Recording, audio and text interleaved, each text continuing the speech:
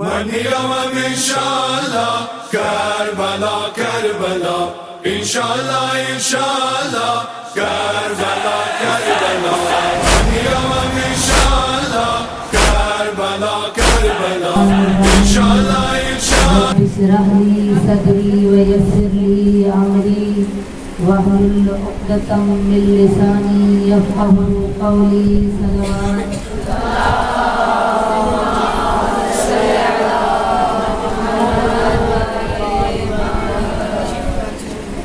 أفوض أمري إلى الله إن الله بصير بالعباد فسيكفيكهم الله وهو السميع العليم صلوات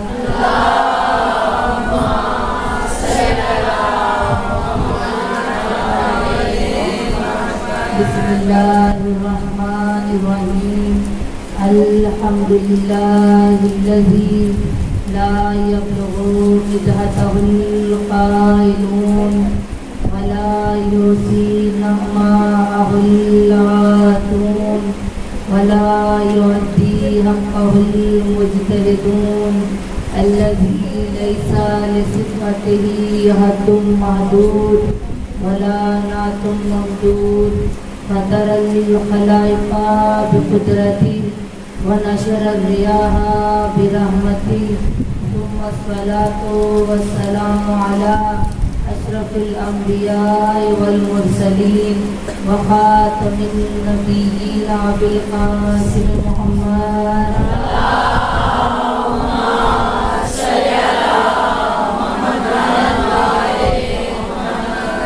وآله الطيبين الطاهرين المعصومين المظلومين سيما بقية الله في الأرضين صاحب العصر والزمان وخليفة الرحمن إمام الإنس والجان اللهم عجل لوليك الفرج صلوات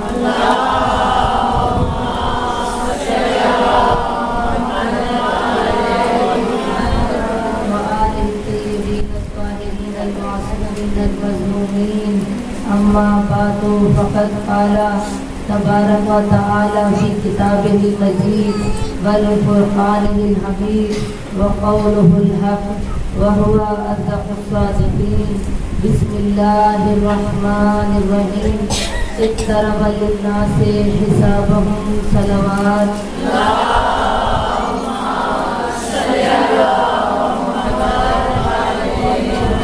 نعرہ تکبیر نعرہ رسالت نعرہ رسالت ماشاءاللہ کافی خواتین تشریف فرما ہے ذرا اپنی آوازوں کو بلند کریں وہ زبان کسی کام کی نہیں جو ذکر آل محمد میں تو نہ بولے لیکن غیبت اور کسی کی چغلخوری کسی کے لیے جھوٹ بولنے پر بولے تو اس زبان کا کوئی فائدہ نہیں اپنی زبانوں کو ذکر آل محمد میں استعمال کرتے ہوئے کیونکہ ہمارا عقیدہ ہے یہ مجلس حسین عبادت ہے اور ذکر آل محمد عبادت ہے تو ذرا اپنی زبانوں کو اور اپنے ہاتھوں کو بلند کریں تاکہ مجھے پتہ چلے کہ کتنی خواتین جاگ کر بیٹھی ہیں اور کتنی سونے کے انتظار میں ہے کیونکہ سونے کا وقت استراحت کا وقت قریب ہے نعرہ رسالت یا رسول اللہ نعرہ رسالت یا رسول اللہ نعرہ حیدری یا حیدری یا حیدری یا جان والی ہے نعرہ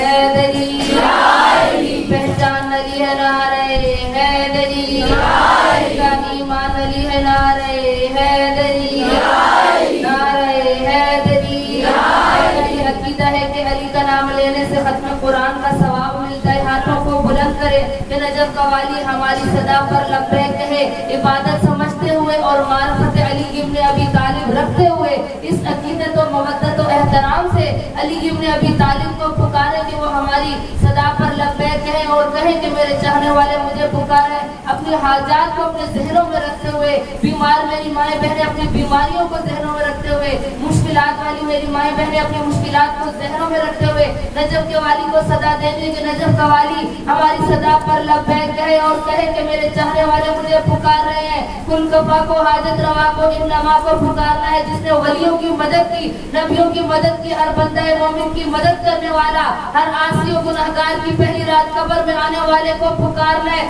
نعرہ حیدری حیدری حیدری حیدری. آواز بلندر صلوات.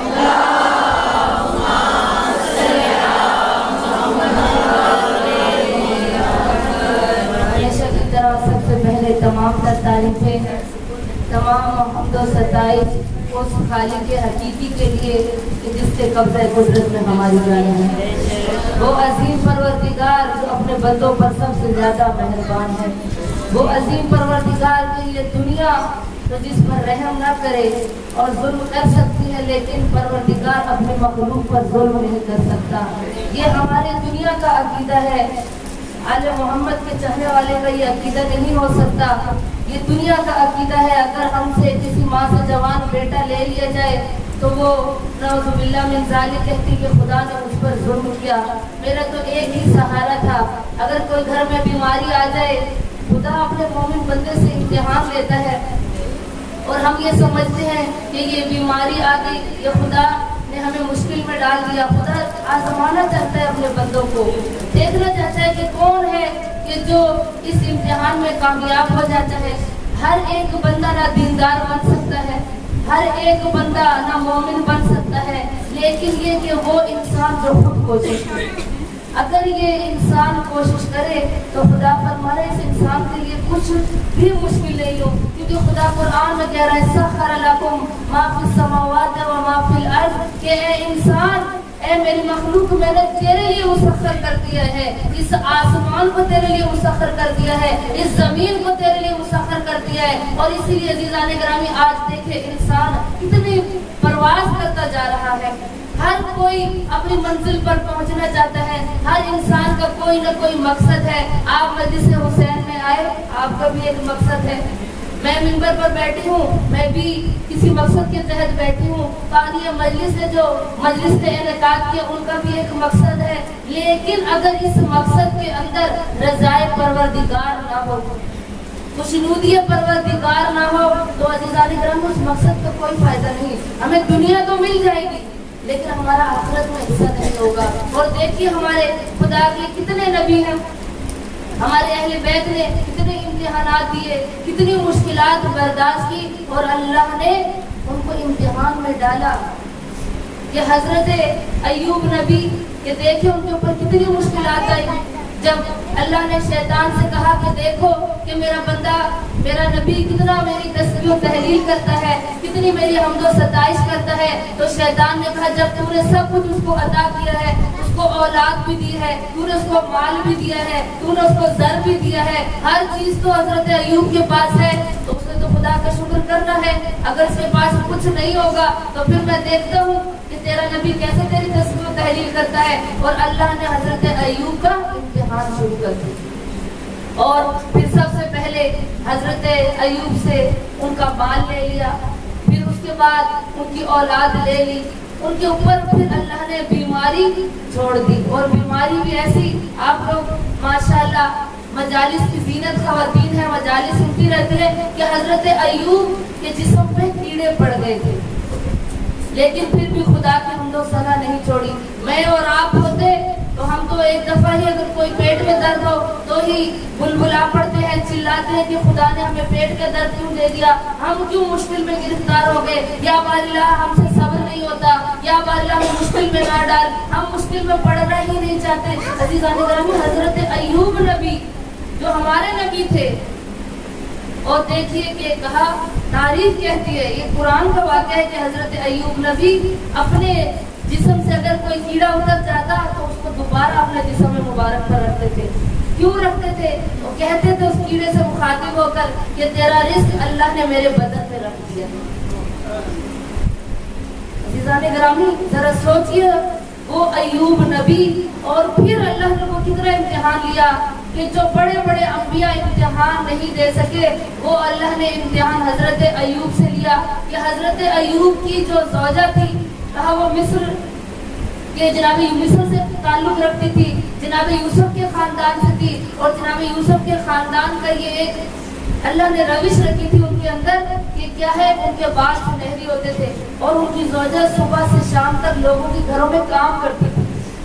एक नबी की ज़ौजा लोगों के घरों में काम करती और जो पैसा मिलता, जो कुछ मिलता अल-मुख्तसर वो घर में लेकर आती और शाम को अपने शौहर की जिम्मेदारी करती, उनको खाना खिलाती। और एक दिन जनाब अय्यूब ने देखा कि उनकी ज़ौजा परेशान है। पूछा, परेशानी के आसार तुम्हारे चेहरे पर क्यों नमूदार हो रहे हैं? कहा, आज मैं गई थी, आज मैं खाली हाथ क्यों आई हूँ? मैं आपको बताऊं, मैं जहाँ गई थी वहाँ के घर के रहने वाले एक शख्स ने कहा कि मैंने सुना है कि तू यूसुफ के खानदान से ताल्लुक रखती है, आज तू जो मांगेगी मैं तुझे दूंगा, दोबारा तुझे आने की जरूरत भी पड़ेगी, दोबारा किसी के घर में काम काज करने की जरूरत भी पड़ेगी।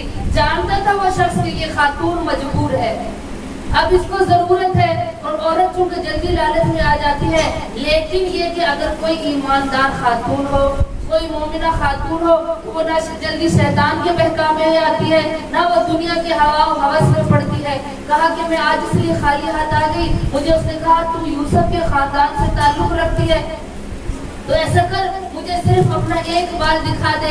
मैंने सुना है कि यूसुफ की खानदान की जो बाल होते हैं उनकी खवातीन के वो सुनहरी होते हैं। तो जनाब अय्यूब तड़प उठे और कहा, फिर तूने क्या किया? कहा, मैं नहीं मानी और मैं वापस आ गई, मैं उसकी बात नहीं मानी और मैं वापस आ गई। जनाब अय्यूब ने कहा, खुदाया अब मेरे सब्र का पैमाना लबरेज हो गया है।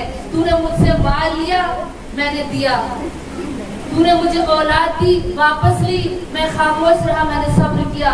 तूने मुझे बीमारी दी, मैं खामोश रहा, मैंने सब्र किया। लेकिन अब मेरी इज्जत का मामला आ गया है, या बारिल्लाह मुझसे अब सब्र नहीं होता। लेकिन इनसे भी जिनका सब्र बढ़ गया, जिनको सब्र अय्यूब से भी ज्यादा सब्र का लक़ब मिला, वो हमारे आले मोहम्मद है, कि जिन्होंने हर मकाम पर रुक कर बताया कि हम कौन है और हर जगह खुदा की तस्बीह और तहलील की। इसलिए हमेशा मैं अपनी मजालिस में का आगाज हमदो सना से इसलिए करती हूँ कि हमारे आले मोहम्मद की ये रविश थी। जनाब ज़ैनब का खुतबा उठाकर देखें, जनाब सैयद सज्जाद का खुतबा उठाकर देखें, जनाब फातिमा तो ज़हरा का खुतबा उठाकर देखें। हर खुतबे से पहले, हर बात से पहले उन्होंने खुदा की हम्दो सना की है। नारे तकबीर, अल्लाहु अकबर, नारे तकबीर, अल्लाहु अकबर, नारे रिसालत, या रसूल अल्लाह, नारे रिसालत, या रसूल अल्लाह, नारे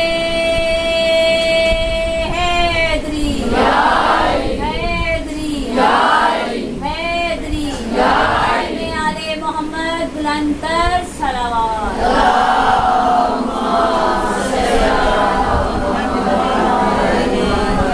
तो अज़ीज़ाने गिरामी, आले मोहम्मद ने वो सब्र भी करके दिखाया कि जो सब्र अय्यूब में न था वो सब्र भी करके दिखाया। और हम लोग छोटी छोटी मुश्किलात बर्दाश्त नहीं कर सकते। खुदा अपने बंदे से बहुत ज़्यादा मोहब्बत करता है।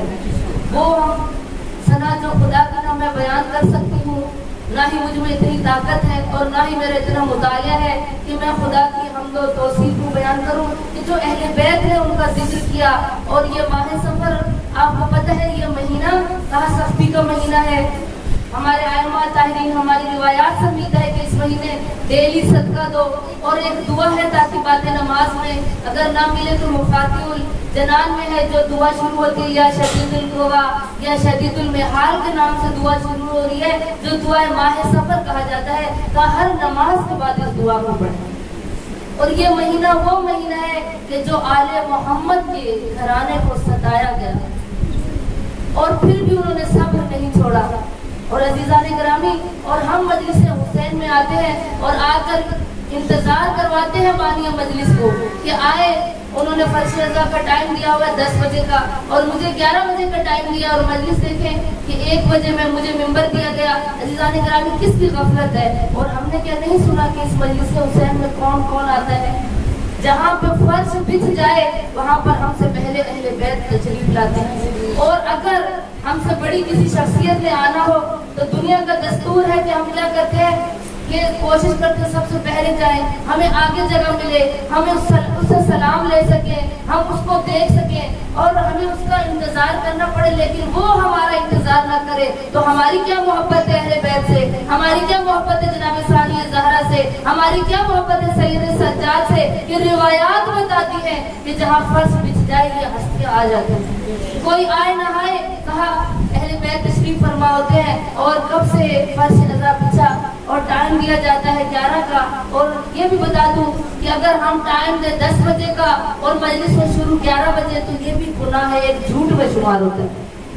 بلکہ فکس ٹائم پہ مجلس شروع ہو اور ٹائم پہ ختم ہو. اب نماز کا ٹائم ہے, یقیناً بہت سی کم خواتین ہوگی آپ میں سے جنہوں نے مجلس ٹائم پر اول وقت میں پڑھی ہوگی. تو عزیزان کرام, اس مجلس کا کوئی فائدہ نہیں کہ ہم مجلس حسین میں آئیں, نماز کا وقت بیچ میں ہو جائے تو اس مجلس حسین سے نہ جناب زہرا ہم سے راضی ہوں گی اور نہ ہی ہمارے صرف رونے کا کوئی فائدہ ہے. جب ہمارے اندر معرفت ہی نہیں ہے اہل بیت کی, کہ جنہوں نے اپنا سر کٹایا, جس علی علی کے ہم نعرے لگاتے ہیں اور جس علی کے ہم ملنگ بن کے بیٹھ جاتے ہیں اور کڑیاں پہن کر, دھاگے پہن کر ہاتھوں میں ہم کہتے ہیں ہم علی کے ملنگ ہیں, نماز لیٹ ہو گئی تو کوئی مسئلہ نہیں, ہم نماز لیٹ پڑھ لیں گے, قضا پڑھ لیں گے. اور بہت آسانی سے یہ لفظ ادا کیا جاتا ہے کہ ہم قضا پڑھ لیں گے. عزیزان گرامی, قضا نماز اس کے لیے جس نے مجبوری کی حالت میں نماز قضا کی ہو. آپ کوئی مجبور نہیں ہے, ہم گھر کے کام کاج لیٹ کر سکتے ہیں لیکن اول وقت میں نماز پڑھ سکتے ہیں. عزیزان گرامی, جو مجلس کا ٹائم رکھا جائے اس ٹائم پر پہنچنے کی کوشش کریں. اور سب سے بڑی چیز کہ ہم اہل بیت کو انتظار نہ کروائیں کہ وہ ہم سے پہلے جو ہستی آئی ہیں. یہ محبت ہے, اگر عقیدت ہے اہل بیت سے, اگر محبت ہے, احترام ہے, تو اپنے احترام کا اظہار بھی ہونا چاہیے. میں کہوں کہ مجھے فلاں خاتون سے, رخسانہ بازی سے بہت محبت ہے, میں اگر ان کا کہنا نہ مانوں, اگر میں خار امبل سے محبت کرتی ہوں, میں ان کے ٹائم پر بات نہ مانوں, ان کی مشکل میں کام نہ ہوں, تو میری محبت صرف زبان کی حد تک ہے. اور میں اور آپ اہل بیت سے محبت اپنی خوشیوں کے لیے کرتے ہیں, اپنی حاجات کے لیے کرتے ہیں, اپنی پریشانیوں کے لیے اس دروازے پر آتے ہیں. عزیزان گرامی, اس گھرانے سے صرف دنیا نہ طلب کرے بلکہ آخرت بھی طلب کرے. کیوں؟ کیونکہ آخرت بہت ضروری ہے. یہ دنیا گزر جانے کی جگہ ہے. یہ دنیا نہ اہل بیت کے کام آئی اور نہ ہی انبیاءوں کو اس دنیا نے کچھ دیا, نہ یہ دنیا مجھے اور آپ کو کچھ دے گی. اگر کام آئیں گے تو صرف ہمارے اعمال کام آئیں گے. اور جس آیت کو میں نے اپنا سرنامہ کلام بنایا ہے, اقترب للناس حسابہم, کہا وہ وقت قریب ہے. کون سا؟ للناس, لوگوں کے لیے, حسابہم, ان کے حساب کا دن قریب ہے. میں اور آپ یہ نہ سمجھیں ابھی ہم جوان ہیں, بوڑھے ہوں گے پھر مریں گے, ہم بوڑھے ہوں گے تو حج عمرے پہ جائیں گے, ہم بوڑھے ہوں گے تو پھر ہم خمس دے لیں گے, پھر ہم اپنی قضا نمازیں پڑھ لیں گے, پھر ہم حج و زیارات پر چل پڑیں گے. کیونکہ پنجاب میں تو یہی رواج ہے کہ بوڑھا ہو جائے تو قضا نمازیں, پھر اس کو مصلی عبادت دے دو, پھر اس کو حج و زیارات پہ بھیج دو. کوئی فائدہ نہیں, کیونکہ علی ابن ابی طالب فرماتے ہیں کہ عبادت جوانی کی ہے, عبادت جوانی کی ہے. بڑھاپے میں تو بیماریاں انسان کو گھیر لیتی ہیں, مشکلات انسان کو گھیر لیتی ہیں. میں اور آپ یہ نہ سمجھے قیامت بہت دور ہے. جب انسان کی سانسیں ختم تو قیامت شروع, حساب و کتاب کا وقت شروع ہو جائے گا. اور مجھے اور آپ کو نہیں پتا کہ ہماری سانسیں کب تک ساتھ دیں گی اور کب ہمیں چھوڑ کر چلی جائیں گی. اور اسی لیے قرآن بارہا کہہ رہا ہے کہ اے لوگوں, تمہارے حساب کا دن قریب ہے. جو میری بیٹیاں ہیں, میری بہنیں ہیں, وہ یہ نہ سمجھے ہم ایم اے کر لیں گے پھر ہمیں موت آئے گی. میری ماں یہ نہ سمجھے ہم حج کر لیں گے تو ہمیں موت آئے گی. کہا کہ حساب کا دن قریب ہے. عزیزان گرامی, جب امتحان کا دن قریب ہو تو آپ نے دیکھا, آپ سب اس دنیاوی امتحان میں نے اور آپ نے پاس کیے, تو ہماری کوشش کیا ہوتی ہے کہ امتحان سے پہلے اچھی سی تیاری ہو.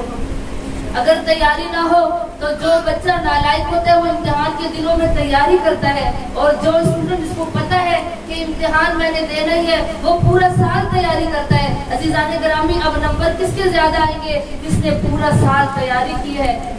تو عزیزان گرامی, ہم نے ساری اس عمر میں دن رات میں تیاری کرنی ہے. کس کی؟ اپنے حساب و کتاب کی. اور حساب و کتاب اتنا آسان نہیں ہوگا. کہا 50,000 سال کا قیامت کا ایک دن ہوگا, اور کتنے لوگوں کو خدا اس دن حساب و کتاب देना पड़ेगा। कितने लोगों को खुदा सिरात मुस्तकीम से गुजार कर ले जाएगा जन्नत में और कितने लोग वहाँ जहन्नुम में चले जाएंगे। तो अज़ीज़ान इकराम समझे कि हिसाब का दिन करीब है, हिसाब का दिन दूर नहीं है। और सबसे बेहतरीन चीज जो है ये कहा, एक शख्स आयतुल्लाह तकी बहजत की खिदमत में आया और कहा कि मुझे कोई अमल बताए, कोई वजीफा बता दे कि ताकि अगर मुझे कोई मुश्किल घेर ले, अगर कोई परेशानी हो, कोई सख्त कड़ी हाजत हो तो मेरी वो हाजत फौरन कबूल हो जाए। तो उस वक्त आयतुल्लाह तकी बहजत ने उसे कहा कि तुम इस्तग़फ़ार पढ़ा करो। वो नौजवान हैरान हुआ, कहा इस्तग़फ़ार तो गुनाहों की बख्शिश के लिए हम पढ़ते हैं, अपनी मग़फ़िरत के लिए पढ़ते हैं, और आयतुल्लाह फरमा रहे हैं कि इस्तग़फ़ार पढ़ो। हर मुश्किल का कह रहा हूँ तो भी कहते हैं इस्तग़फ़ार पढ़ो, अगर कहता हूँ कोई हाजत है तब भी कहते हैं इस्तग़फ़ार पढ़ो, अगर मैं कहता हूँ मुझे कोई बीमारी का वजीफा बताए तब भी कह रहे हैं इस्तग़फ़ार पढ़ो। यानी हर बात के जवाब में मुझे कह रहे हैं इस्तग़फ़ार पढ़ो। अब आयतुल्लाह तकी बहजत क्योंकि कोई आम शख्सियत नहीं थी, एक बहुत बड़े आरिफ गुजरे हैं इस जमाने के, और कहा वो शख्स नौजवान घर चला गया, घर गया ख्वाब में सो गया। अब आयतुल्लाह को तो कोई जवाब दे नहीं सकता था, आया घर सो गया और आलम ख्वाब में देखा कि एक बहुत ऊंची पहाड़ी है और उस पहाड़ से उसको नीचे गिराया जा रहा है। अब परेशान हुआ, देखा अतराफ में नजरें दौड़ाई, कोई मुझे मिल जाए जो मुझे इस पहाड़ की चोटी से बचा ले, मैं नीचे ना गिर सकूं। देखा अतराफ में कोई भी इंसान नजर नहीं आया, खामोश हो गया, परेशान हुआ कि अब मैं क्या करूं। अब मैं आसमान की ये जो बुलंद चोटियां हैं पहाड़ की, मैं इससे नीचे आ रहा हूँ। कहा फौरन आयतुल्लाह तकी बहजत उसके जहन में आए और उसने इस्तग़फ़ार पढ़ा तो क्या हुआ, पहाड़ की चोटी बिल्कुल झुकना शुरू हो गई और इस कदर झुक गई कि बिल्कुल जमीन की सतह के बराबर हो गई। यानी जमीन की सतह और पहाड़ की चोटी बराबर हुई तो वो हैरान हो गया। तब मैंने तो वजीफे को छोटा सा अमल समझा था जो आयतुल्लाह तकी बहजत ने मुझे बताया था, और मुझे पता नहीं था कि इस्तग़फ़ार का ये मतलब है। और अज़ीज़ान गिरामी किसी भी वजीफे को छोटा न समझे। अब उसने जब इस्तग़फ़ार पढ़ा और कहा अस्तग़फ़िरुल्लाह व अस्अलुहु तौबता, और कहा कि क्या हुआ, पहाड़ की चोटी नीचे आ गई। अज़ीज़ान गिरामी दोबारा दूसरे दिन हुआ, आयतुल्लाह तकी बहजत की खिदमत में गए। आप जानते हैं आयतुल्लाह तकी बहजत इंसान की तरफ निगाह नहीं करते थे, हमेशा अपनी अबा अपने चेहरे मुबारक पर डाल कर रखते थे, क्योंकि वो आरिफ थे, इंसान की बातिनी हिस्से को भी देखते थे। इंसान ने जो गीबत अगर की तो कहा क़यामत में जो उसको सजा मिलेगी, उसी चेहरे से वो इंसान को पहचान लिया करते थे। हमेशा जिन्होंने देखा है उनको हमेशा वो ज़ोहरैन की नमाज जनाब मासूमा दूध के हरम में आके पढ़ते थे, हमेशा एक अबा अपने चेहरे पे डालते थे। जब वो शख्स दूसरे दिन गया और कहा आयतुल्लाह से कि ए आलम दीन, रात को आज मेरे साथ ऐसे हुआ, कहा मैं जानता था ऐसा होगा, क्योंकि जो तुझे मैंने अमल बताया था तूने उसको एक तखफीफ अमल समझा, एक मुखफ़फ़ अमल समझा, एक छोटा अमल समझा था, लेकिन तू जानता नहीं है कि इस्तग़फ़ार के अंदर कितने राज अल्लाह के पोशीदा हैं। सलवात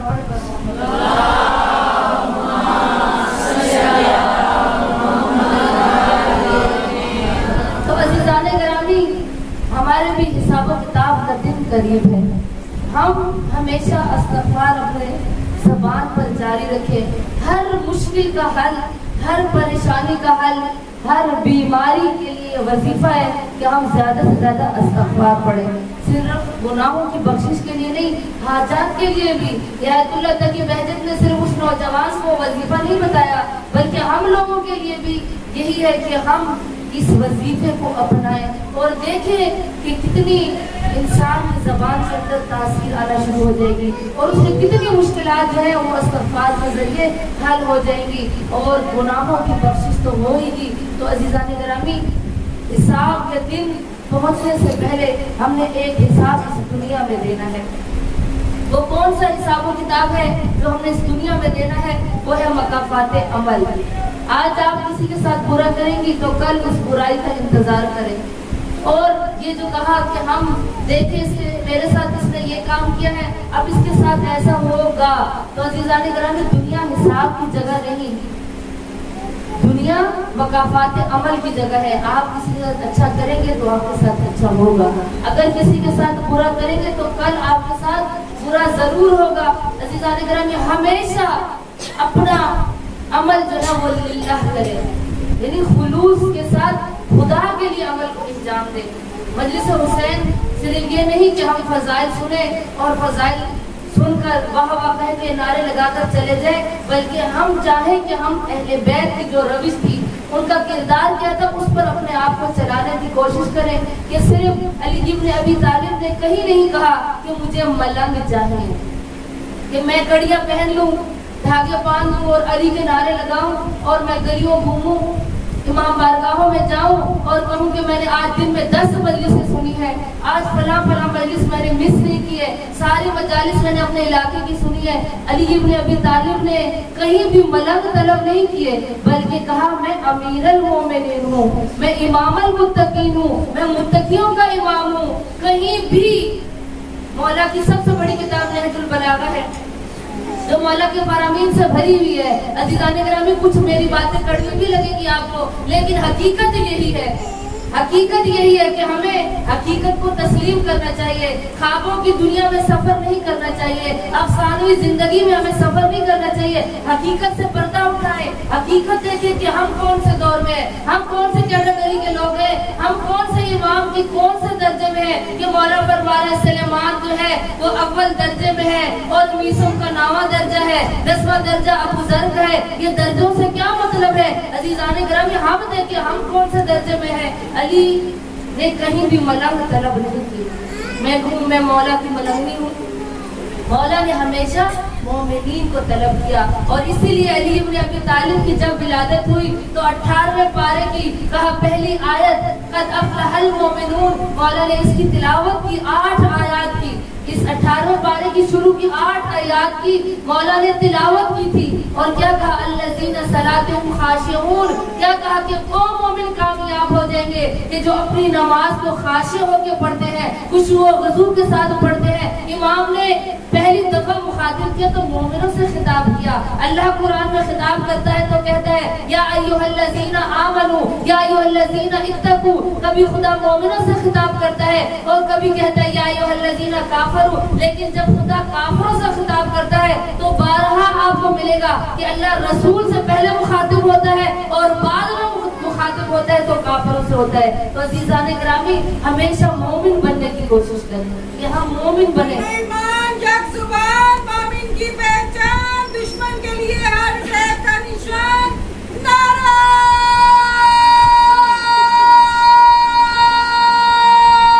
حیدری, حیدری, حیدری, حیدری کی شان میں بلند تر صلوات.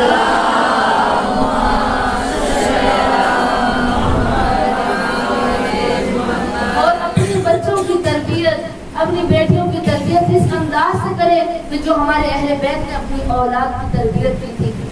کہا کہ ایک شخص تھا کہ جو تہران کا رہنے والا تھا اور تہران میں وہ عالم دین رہتا تھا. کہا کہ ایک دن وہ اپنے علاقے میں اپنے زمین میں کاشتکاری کر رہے تھے تو ان کو پیاس کا غلبہ ہوا.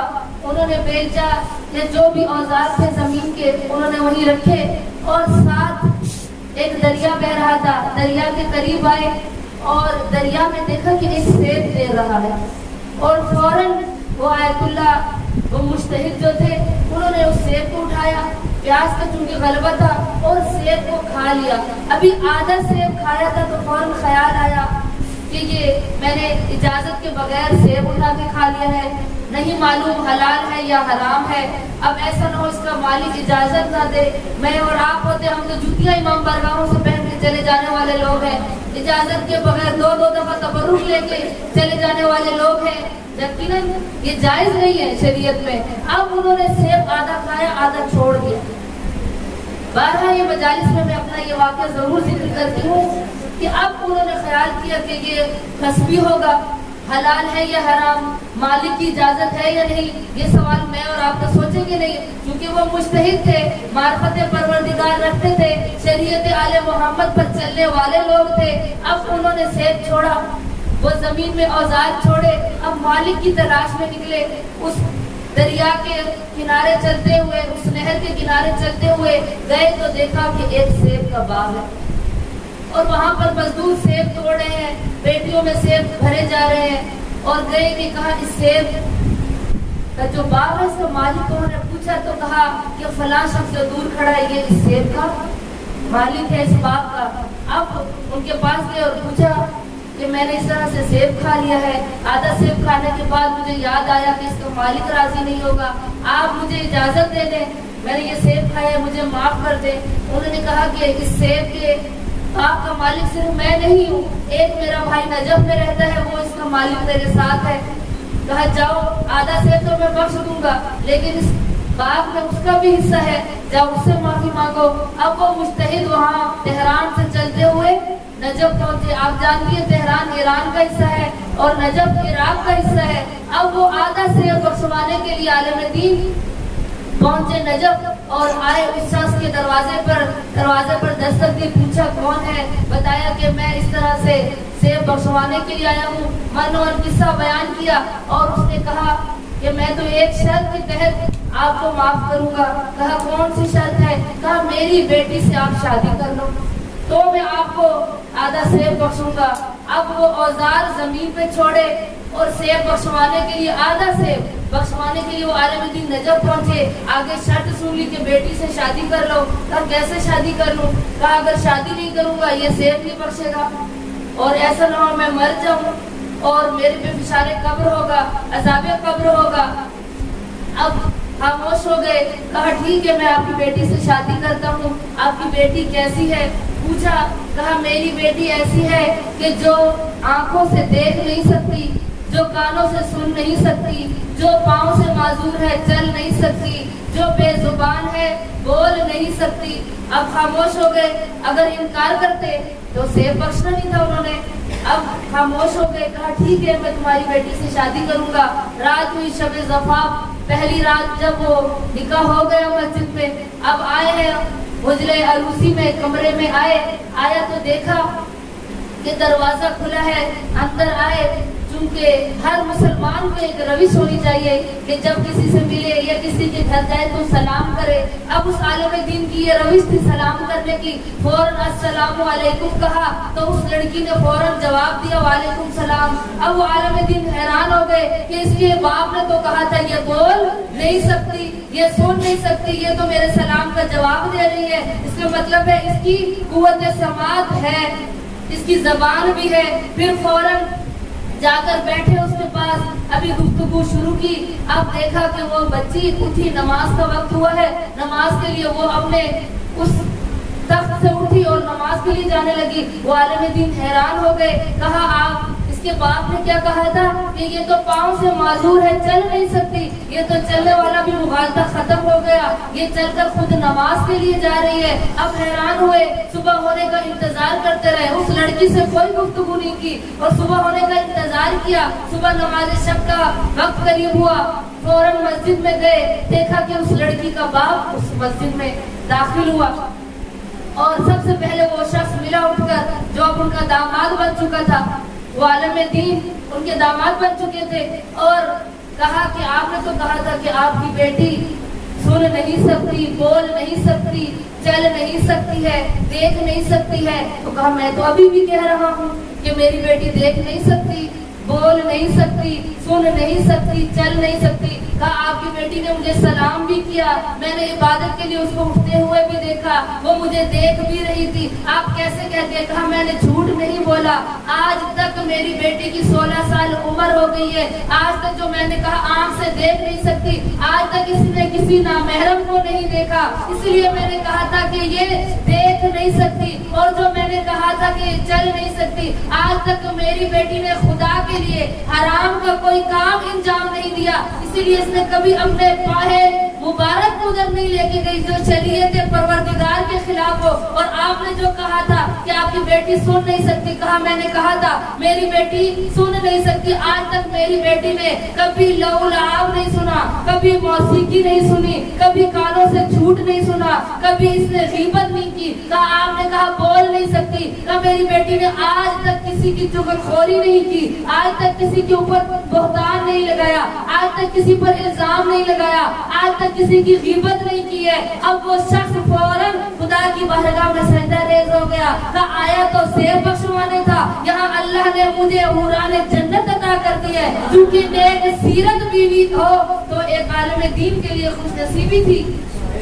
एक मर्द के लिए इससे बढ़कर खुशनसीबी क्या होगी कि जो दुनिया के लौलाह से इतनी दूर थी, फौरन सजदा रेज़ हुए और कहा खुदाया तेरा शुक्र है, मैं तो सेब बख्शवाने आया था, इतनी अच्छी ज़ौजा अता कर दी, इतना अच्छा मुझे सुसर तुमने अता कर दिया। अजीज़ान गिरामी, ये वाक़या हमारे लिए दर्स इबरत है। ये देखिए आज हमारे सोशल मीडिया पर, आज हमारे इर्द गिर्द क्या हो रहा है। आज हमारी निगाहें महफूज नहीं है, आज हमारे कान महफूज नहीं है, आज हमारे हाथ महफूज नहीं है, आज हमारी जबान महफूज नहीं है। आज सोशल मीडिया, ये मोबाइल हर बच्ची के हाथ में है, हर माँ बहन के हाथ में है। देखते चाहते ना चाहते हुए ना महरम पर निगाह पड़ती है, चाहते ना चाहते हुए लड़कियां चूंकि ना महरम की मोहब्बत में इतनी गिरफ्तार हो जाती है। आपने देखा अभी सोशल मीडिया पर दुआ ज़हरा का वाकया किस तरह से गर्दिश कर रहा है कि एक बच्ची है जो मासूम बच्ची है, और लेकिन एक सोशल मीडिया, एक गेम के जरिए किस तरह कहां से कहां पहुंच गई। सारा वाकया आप लोगों को पता है।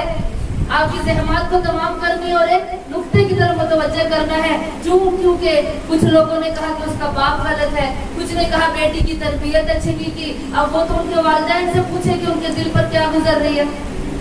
अजीज़ान गिरामी, कुछ गलती उस बच्ची की भी है और कुछ उसके वालिदैन के भी है कि आज हमारी माएँ बहनें, आज अगर माँ के पास पैसा है, बाप के पास पैसा है, तो बेटियों को टैब ला के दे दिया, आईफोन ला के दे दिया, मोबाइल ला के दे दिया, और पता नहीं है कि बच्ची किससे चैटिंग कर रही है। माँ को पता नहीं है, बच्ची कह रही है मैं तो अपने स्कूल का सबक याद कर रही हूँ, मैं तो कमरे में बैठ के अपना दर्स याद कर रही हूँ, लेकिन मोबाइल साथ है। आज जहाँ नमाज पर हम बैठते हैं तो मोबाइल हमारे साथ पड़ा होता है, आज हम कुरान पढ़ते हैं तो मोबाइल हमारे साथ होता है। अजीज़ान गिरामी, इसीलिए हमारी बेटियां बिगड़ रही हैं। क्यों? क्योंकि वालिदैन अपनी बेटियों पर तवज्जो नहीं देते।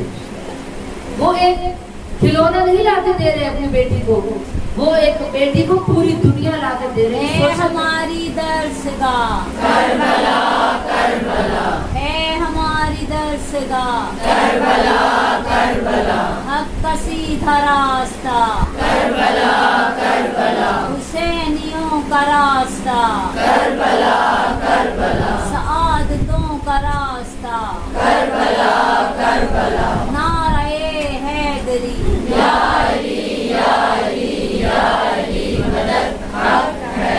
नारे बुलंदर सलावत।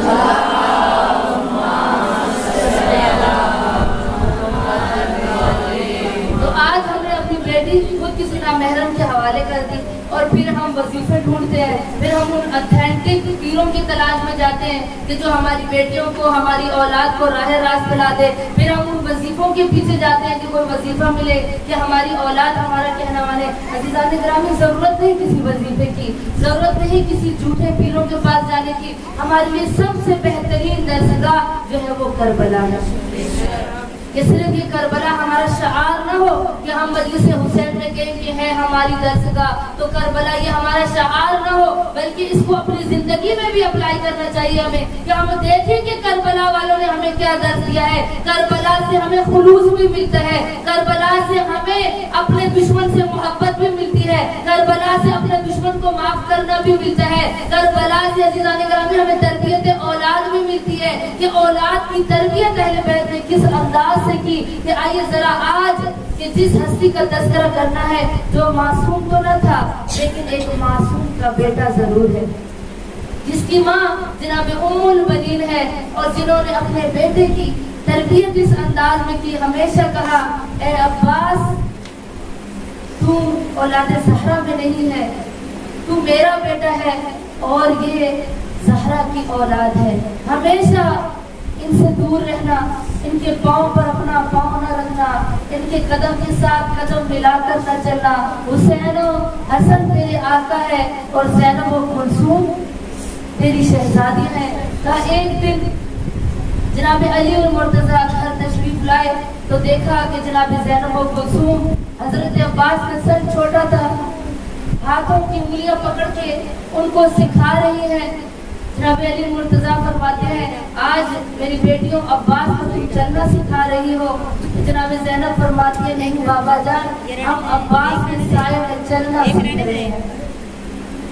और उस वक्त ये जब मेरे मौला का आखिरी वक्त था, मौला मुश्किल कुशा का आखिरी वक्त था, सारी औलाद को अपने गिर्द इकट्ठा किया कि देखा जनाब उम्मुल बनीन बाइंती की तरफ बैठी है कि मैं ज़हरा की औलाद को वक्त दूँ, वो अपने बाबा से वसीयतें कर ले, अपने बाबा के पास टाइम गुजार ले। और जनाब अब्बास एक कोने में खड़े रो रहे हैं। जैसे ही हैदर कर्रार की निगाह हजरत अब्बास पर पड़ी, फौरन उंगली से इशारा किया, कहा अब्बास मेरे करीब आओ। हजरत अब्बास करीब गए बाबा के, कहा जी बाबा जान। कहा अब्बास रो क्यों रहे हो, तुम जानते हो कि तुम्हें मैंने किस दिन के लिए मांगा है? अब्बास रोने की वजह पूछ सकता हूँ। कहा कि जिसका बाबा इस दुनिया से जा रहा हो और रोए ना तो क्या करे? कहा अब्बास तेरे रोने के दिन नहीं है। ए अब्बास तू एक बहादुर माँ का बहादुर बेटा है, मैंने तुझे करबला के लिए तलब किया है, मैंने तुझे हमेशा हुसैन की नुसरत के लिए खुदा से तलब किया है। ए अब्बास मेरी वसीयत इस बात को रखना कि तू हुसैन को तन्हा ना छोड़ना। और मेरी बेटियों ज़ैनब और कुलसूम के पर्दे का ज़ामिन है। अज़ादारों, जनाबे उम्मुल बनीन के इस बेटे ने इस तरह से बाप की वसीयत को अपने पहलू के साथ रखा कि मरते दम तक जिस तरह हजरत अब्बास ने वफा की, 72 शहदाए करबला की वफा एक तरफ और हजरत अब्बास की वफा एक तरफ है कि वो उम्मुल बनीन कहा कि जब वाक़या करबला गुजर गया तो हमेशा जन्नतुल बकी जाती और उंगली से 4 कब्रें बनाती थी और कहती थी ये मेरे बेटे उस्मान की कब्र है, ये अब्बास की कब्र है। 3 बेटों की कब्रों के नाम लेकर रोती और जब उंगली से इशारा करके अब्बास की कब्र बनाती तो ज़ारों कतार रोती और हमेशा कहती, ऐ मेरे अब्बास बेटे, मुझे यकीन नहीं आता कि जब मैं सुनती हूँ ना कि तेरे बाजू गर्म हो गए, ऐ अब्बास मुझे यकीन नहीं आता। अज़ादारों, कि जब कहा बशीर बिन जज़ब मदीना आया और आकर मुनादी दी बशीर ने और कहा कि या अहल यसरब, कि हुसैन करबला में शहीद हो गए और उनकी औलाद वापस आई है, उसकी बहनें वापस आई है। तो उम्मुल बनीन का ज़ईफ़ हो चुकी थी, असा को हाथ में रखा और जनाब फजल अपने पोते को साथ लेकर आई मस्जिद नबवी में और कहती है, बशीर तूने कौन से हुसैन की बात की है कि हुसैन करबला में मारा गया? बशीर रोकर कहता है, ये खातून, ये वो हुसैन जो नवासे रसूल है, वो करबला में मारा गया। जनाब उम्मुल बनीन कहती, खबरदार हुसैन का नाम ना लेना, अगर हुसैन मारा गया तो मेरा अब्बास जिंदा नहीं हो सकता। और मैंने तो अब्बास को वसीयत की थी हमेशा हुसैन की नुसरत करना, ये हो नहीं सकता कि अब्बास मौजूद हो और नवासे रसूल मारा जाए, तो हो नहीं सकता अब्बास जिंदा हो और ज़हरा की औलाद मारी जाए। बशीर कहते हैं, मैं समझ गया कि ये उम्मुल बनीन है जो अब्बास की माँ है। मैंने कहा अब्बास की माँ, मैं तुझे ये भी बता दूं, और जब नवासे रसूल करबला में शहीद हुआ तो अब्बास इस दुनिया में मौजूद नहीं था। कहा अब्बास कहाँ था? कहा अब्बास इस दुनिया में नहीं था। अब्बास पानी लेने के लिए गया, अब्बास दरिया से वापस नहीं आया। अल्लाह ताला ने जब ये काफिला, सादात का काफिला जब कूफा पहुंचा, बहुत ही अब्बास के ज़ालियों से शहादत बयान करूंगी। जब ये सादात का लुटा हुआ काफिला कूफा पहुंचा, एक क़याफा शनास शख्स था जिसने तमाम नेज़ों पर सवार सरों को देखा और अब्बास के सर को देखा जो घोड़े की गर्दन में बंधा था। अब्बास के चेहरे की तरफ निगाह करके कहता है, लगता है ये